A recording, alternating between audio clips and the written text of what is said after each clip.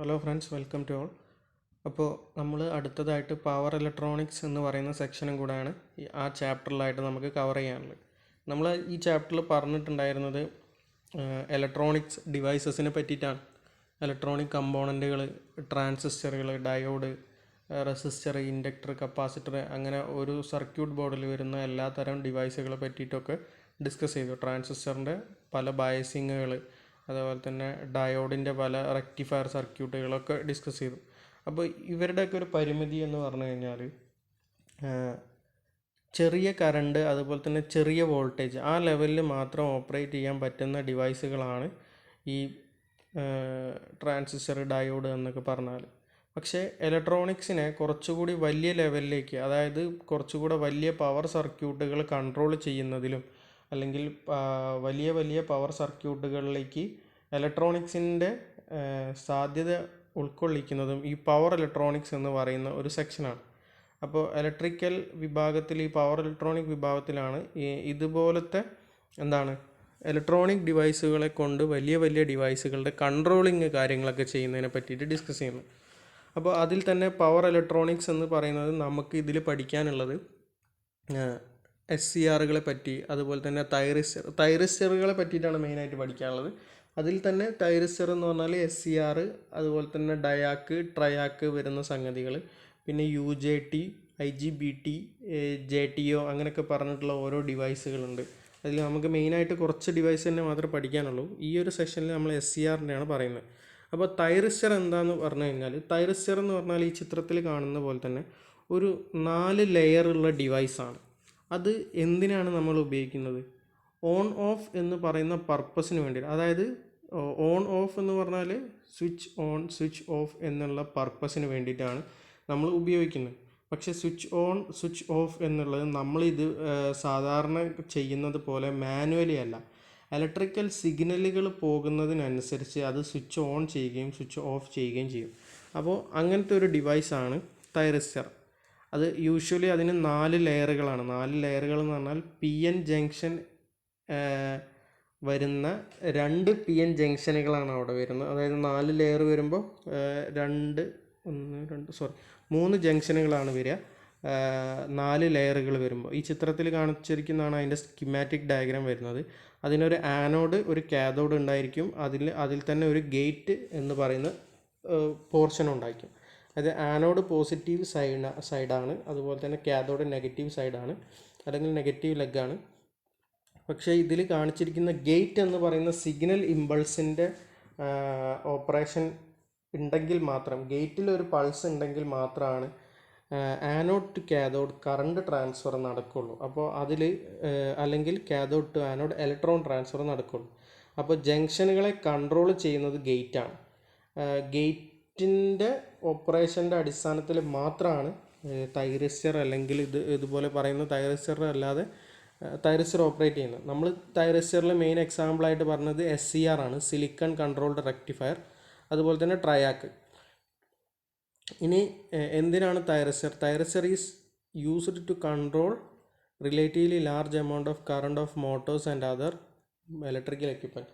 വലിയ വലിയ electrical equipment, അത് കൂടാണ്ട് മോട്ടോറുകൾ, അങ്ങനത്തെ ഡിവൈസുകളുടെ കറണ്ട് കൺട്രോളിങ്ങിനാണ് ഈ ഒരു തൈറിസ്റ്റർ ഉപയോഗിക്കുന്നത്. അതുപോലെ തന്നെ electronic controls used in modern industry consist of electronic circuit with thyristor അടങ്ങിയിട്ടുള്ള സർക്യൂട്ടുകളാണ് ഇപ്പോൾ കാണുന്ന മോഡേൺ ഇലക്ട്രോണിക് വേൾഡിൽ നമ്മൾ കാണുന്ന ഓരോ സർക്യൂട്ടുകളിലും ഉള്ളത്.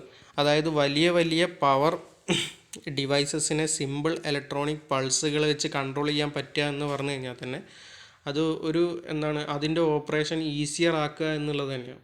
അപ്പോൾ ഒരുപാട് ഡിവൈസുകളിൽ ഈ ഒരു പ്രത്യേകത, അല്ലെങ്കിൽ ഈ ഒരു സ്പെഷ്യാലിറ്റി, അല്ലെങ്കിൽ തൈറിസ്റ്റർ, SCR ട്രയാക്കിൻ്റെ ഒക്കെ ഓപ്പറേഷൻ ലഭ്യമാക്കുന്നതാണ് പവർ ഇലക്ട്രോണിക്സ്. അതിൽ തന്നെ ഈ ട്രയാക്കിൻ്റെ സിമ്പിളാണ് അവിടെ കാണിച്ചിട്ടുള്ളത്, ഈ താഴത്തുള്ളത് ട്രയാക്കിൻ്റെ സിമ്പിളായിട്ട് പറഞ്ഞിട്ടുണ്ട്. ഇനി അടുത്തത് പറയുന്നത് ഈ SCRനെ പറ്റി കംപ്ലീറ്റ് ആയിട്ടൊരു ഡീറ്റെയിലിംഗ് ആണ് നമ്മൾ വരുന്നത്. SCR എന്ന് പറഞ്ഞാൽ 4 ലെയറുള്ള ഒരു PN junction PN type semi കണ്ടക്ടറാണ്. അതിൽ 4 ലെയർ എന്ന് പറഞ്ഞാൽ നമ്മൾ നേരത്തെ സ്കീമാറ്റിക് ഡയഗ്രത്തിൽ കാണിച്ച പോലെ തന്നെ PN എന്നുള്ള ലെയറുകൾ ഉണ്ടായിരിക്കും. അപ്പോൾ ആ ലെയറുകൾക്ക് അടിസ്ഥാനത്തിൽ ഒരു 3 ജംഗ്ഷൻ അവിടെ ക്രിയേറ്റ് ആവുന്നുണ്ട്, J1 J2 J3 എന്നുള്ള. അതിനെപ്പറ്റി നമ്മൾ ഡീറ്റെയിൽഡ് ആയിട്ട് പറയും. ഇനി SCR എന്ന് വെച്ചാൽ ഒരു ആനോഡ്, ഒരു കാഥോഡ്, അതിൻ്റെ കൂടെ ഒരു ഗേറ്റാണ് ഇതിൻ്റെ 3 ലെഗുകളായിട്ട് വരുന്നത്. അതുപോലെ തന്നെ ആനോഡ് പോസിറ്റീവാണ്, കാഥോഡ് നെഗറ്റീവാണ്. ഇനി anode positive with respect to cathode. Junction J2 is reverse biased, only the leakage current will flow through the device for the device. അതായത് ആനോഡ് പോസിറ്റീവും കാഥോഡ് നെഗറ്റീവ് സപ്ലൈയും കൊടുത്തു കഴിഞ്ഞാൽ അവിടെ ആ ഒരു സപ്ലൈ വരുന്നത് എങ്ങനെയാണ്? Anode is made positive and cathode is made negative. അപ്പോൾ അവിടെ ഉണ്ടാകുന്ന J2 എന്ന ജംഗ്ഷൻ നമ്മൾ നോക്കിക്കഴിഞ്ഞാൽ J2 എന്നുള്ള ജംഗ്ഷൻ റിവേഴ്സ് ബയാസിലാണ് വരിക.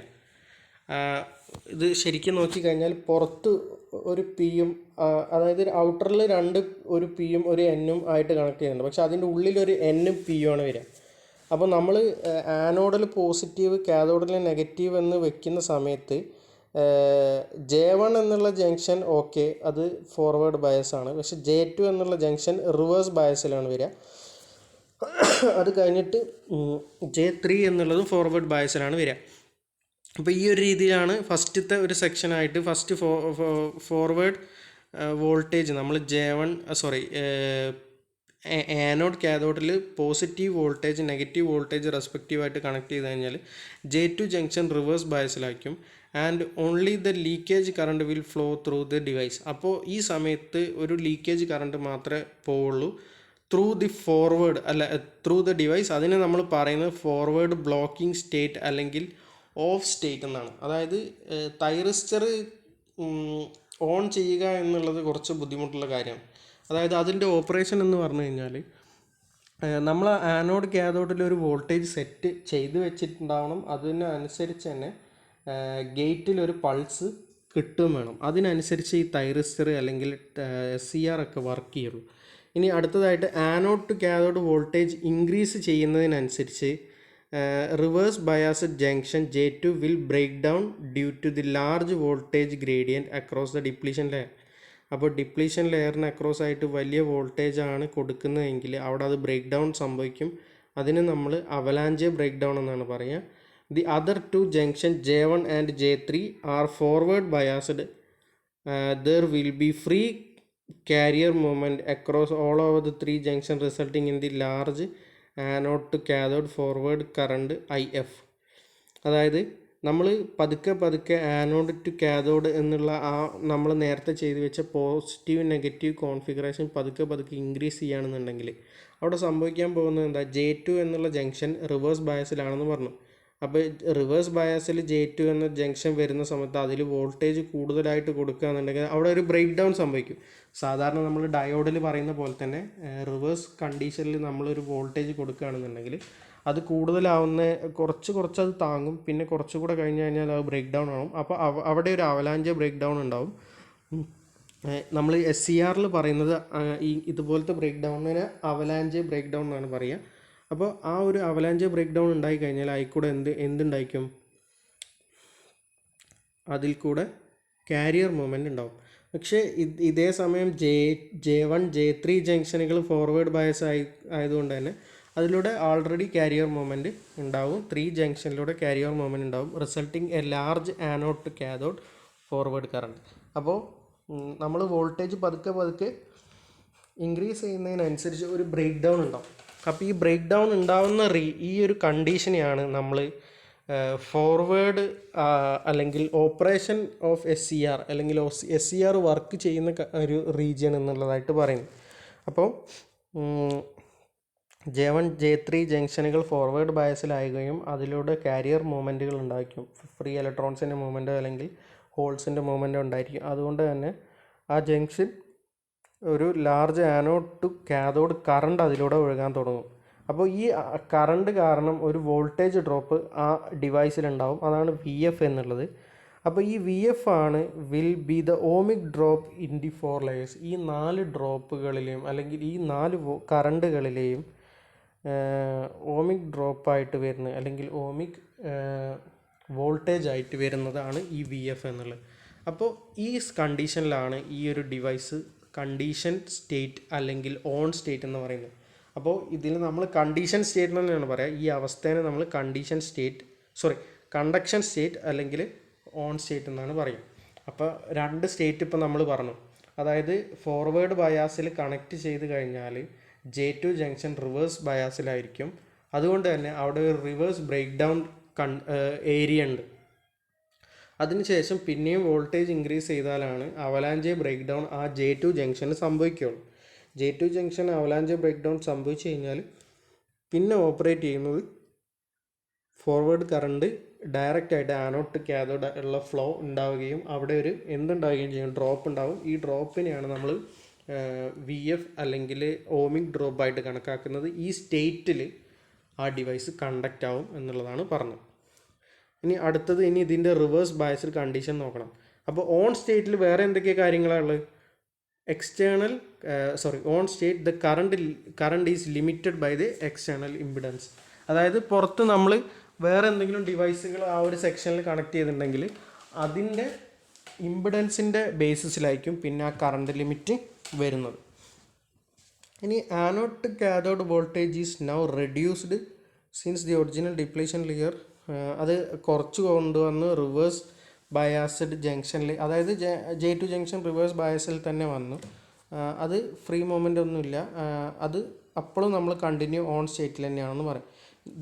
When the forward current falls below the holding current, അതായത് ഹോൾഡിംഗ് കറണ്ട് എന്ന് പറയുന്ന ഒരു ലിമിറ്റ് ഉണ്ട്. അതിൻ്റെ താഴെയാണ് ഈ